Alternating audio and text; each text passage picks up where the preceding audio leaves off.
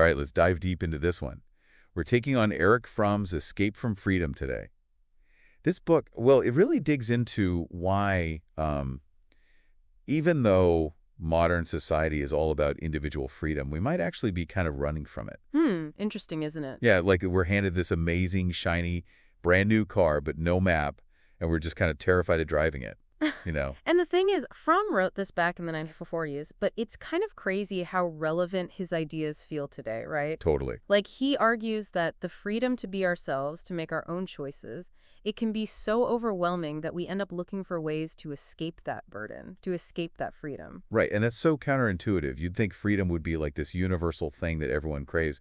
But Fromm digs into the history of it, right? Like starting way back in medieval times. Yeah, he uses this backdrop of history to really show how the whole idea of individual freedom, well, how it kind of evolved. Okay. So in medieval society, people were like completely bound to their social roles, right? Oh, I see. So imagine, a world where your life's path is basically set from birth. You're a farmer or a blacksmith or a noble. There's not a whole lot of room for individual choice, but there's a lot of security, a lot of belonging. Yeah, everyone knows their place, but how does individual freedom even, like, fit into that picture? Well, Fromm argues that this sense of individual freedom really starts to come up around the Renaissance and the rise of capitalism. So suddenly, people are being encouraged to break free from all those traditional roles, to pursue their own interests, their ambitions. Think about the artists, the explorers, the thinkers of that time, right? Right, pushing boundaries. Exactly. They were all about pushing boundaries. So more options, more opportunities. That sounds pretty good, right? So where does this whole escaping freedom, where does that fit in? Yeah, that's the thing. See, Fromm points out that this new emphasis on individual choice, it came with a cost. A cost. Yeah, so people weren't defined by their social roles anymore, and those old systems of support, they started to crumble. Oh, okay. It's like being tossed into the deep end of a pool without knowing how to swim. Right, so you have all this potential, all these choices, but you also have this feeling of being, like, unmoored, lost at sea. Exactly, and that's where Fromm's central argument really comes into play. People start feeling isolated. They start feeling anxious in the face of all this freedom. Yeah, I could see that. So they start looking for ways to escape the burden of making all those choices, of being, responsible for their own lives. Interesting. So how did they deal with this newfound freedom and anxiety?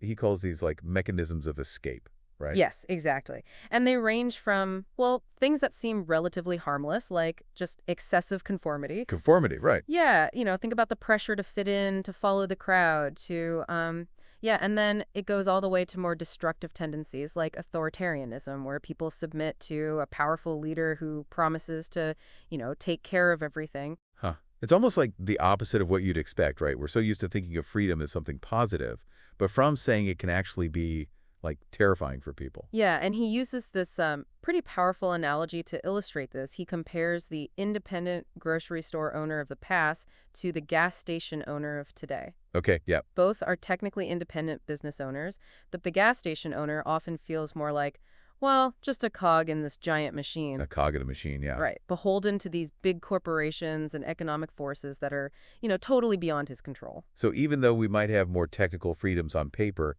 we can still feel trapped by these systems, these expectations. It feels like Fromm is speaking to something, that we're grappling with today, like on a global scale even. I think so, yes. But we'll get to that in a minute. Let's unpack these mechanisms of escape a little more. This is where things get really interesting, I think. So one of the most, common ways that we try to escape freedom, at least according to Fromm, is through conformity. Conformity. Yeah, we give up our individuality and try to, blend in with the crowd, adopt the prevailing opinions, follow all the trends. Right. It's like we're afraid to stand out, to be different. Yeah, it's almost like instead of charting our own course, we just sort of go with the flow, even if it's not really taking us where we want to go. Exactly. Fromm argues that this conformity, it gives us this false sense of security. Like, we think we're safe because we're doing what everyone else is doing. Right. But we're actually sacrificing our, true selves in the process. It's almost like trading genuine connection for just the illusion of belonging. Yes. We end up surrounded by people, but still feeling deeply alone. And that leads to another mechanism of escape. Authoritarianism. Authoritarianism, okay. So when we can't bear the weight of our own freedom, we look for someone else to make the decisions for us. We crave these strong leaders who offer these simple solutions and a clear sense of direction. It's interesting because Fromm wrote this right after World War II. Right. With the horrors of Nazi Germany still so fresh in everyone's minds, he really saw firsthand how easily people can be, like, seduced by authoritarianism. Yeah, and he connects this, to the psychological needs that we've been talking about, this need to feel secure, the need to belong, the need to escape the complexities of freedom. Right, And these authoritarian leaders, they exploit those needs, right? They right. promise order and stability, but they're actually taking away individual liberty. And this isn't just ancient history either, right? I mean, we're seeing a resurgence of authoritarianism in different parts of the world today. It feels like Fromm's warning is, more relevant than ever. Oh, absolutely. I mean, think about the rise of, populist leaders who appeal to people's fears and frustrations. They promise to restore this lost sense of greatness or security. Yeah, They yeah. offer like these simple answers to really complex problems. Right. And people cling to those answers because the alternative, grappling with the uncertainty and ambiguity, it just feels too daunting. It's like that old saying, right? Like, better the devil you know Exactly. than the devil you don't. But in this case, the devil you know might actually be taking away your freedom, like bit by bit. Yeah, and Fromm's point is that, we need to be aware of these psychological tendencies within ourselves. Okay. We need to like really ask ourselves, am I giving up my freedom out of fear? Am I just following the crowd because it feels safe? You know? So it's about cultivating this sort of like critical self-awareness, Yes. questioning our own motivations, our own choices. Exactly. And Fromm doesn't just offer like a critique of these escape mechanisms. He actually presents a vision of what he calls positive freedom.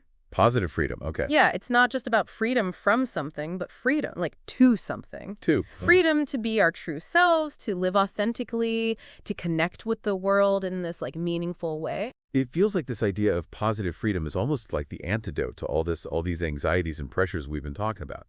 But what does it actually look like, in practice? How do we achieve that kind of freedom? Okay, so we've talked about like the downsides of freedom, the anxiety, the isolation, this temptation to escape.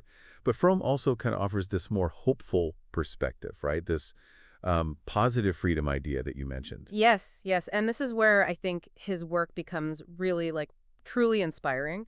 So positive freedom for Fromm, it's all about embracing our individuality, our capacity for love, and our responsibility to like create a more humane world. Okay, that sounds great, in theory, but how do we cultivate that kind of freedom in a world that often feels like, I don't know, designed to keep us like trapped in these cycles of fear and conformity? Well, Fromm believed that positive freedom, it requires us to like develop certain qualities like spontaneity, creativity, and a sense of responsibility, both for ourselves and, for the world around us. So it's not just about like throwing off the shackles of external authority, it's also about cultivating this kind of like inner freedom too. Yeah, exactly. It's about recognizing that true freedom, it isn't about just, doing whatever we want, but about like aligning our actions with our values, with our deepest aspirations. Fromm talks a lot about the importance of love in this context, right? Yes, he does.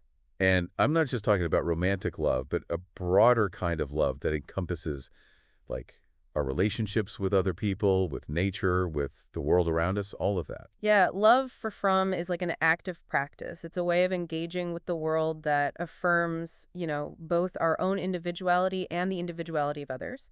It's about recognizing like the inherent worth and dignity of every human being, and treating them with respect and compassion. It feels like he's describing a kind of love that's like the opposite of possessiveness or dependency. Right. It's about supporting each other's growth and like allowing each person to really flourish in their own, unique way. Fromm actually contrasts this kind of love with what he calls symbiotic union, where people are trying to, escape their loneliness Okay. by clinging to each other in a way that like actually stifles both people, both parties. Yeah, that makes me think about those relationships where people almost become like extensions of each other and they end up losing their own sense of self. Exactly. Fromm saw that as, another form of escaping freedom, a way of avoiding the challenges of being a truly independent and responsible individual. So positive freedom involves like cultivating this kind of mature love. But it also requires us to take responsibility, right? Not just for our own lives, but for the world around us. Yeah. Yeah. Fromm believed that we have a responsibility to create a society that, that supports the well-being of all its members. He was a really strong advocate for democratic socialism. He saw it as like a way to create a more just and equitable world. So he was really emphasizing the importance of finding this balance between individual freedom um, and social responsibility. It's not about sacrificing one for the other, but about finding ways to create a society that, allows both to flourish. Exactly. Fromm's vision was of a world where people feel connected to each other, to their communities, and to the natural world.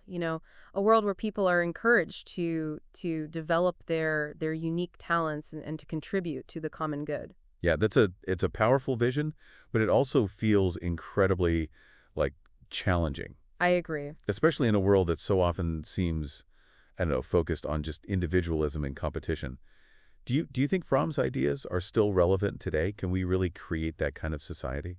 I think his ideas are more relevant than ever. We're facing these global challenges, right? Like climate change, social inequality, and this like political polarization that requires us to like find new ways of working together. Right, right. And Fromm's work, it offers us this framework for thinking about, how to create a more just and sustainable world, a world where people can truly flourish. So as we kind of wrap up our deep dive into Escape from Freedom, what are some like key takeaways that our listener can maybe apply to their own life? What practical steps can we take to cultivate this positive freedom that Fromm talks about? I think one of the most important things is to like cultivate that critical self-awareness that we talked about earlier, Yeah. to question our own motivations, our choices, our beliefs, to ask ourselves if we're truly living in alignment with our values, or if we're letting fear and conformity dictate our lives. Right. It's about taking ownership of our freedom, recognizing that it's not just a gift, but it's also a responsibility. And it's about finding ways to connect with the world in this meaningful way. Right. Whether that's through, art or music or nature or activism, or simply through like genuine human connection. Fromm believed that these are the things that nourish our souls, that allow us to like experience the fullness of our being. So to our listener, we'll leave you with this final thought from Fromm. He said, the awareness of our own death could be a powerful incentive for living a more authentic and meaningful life.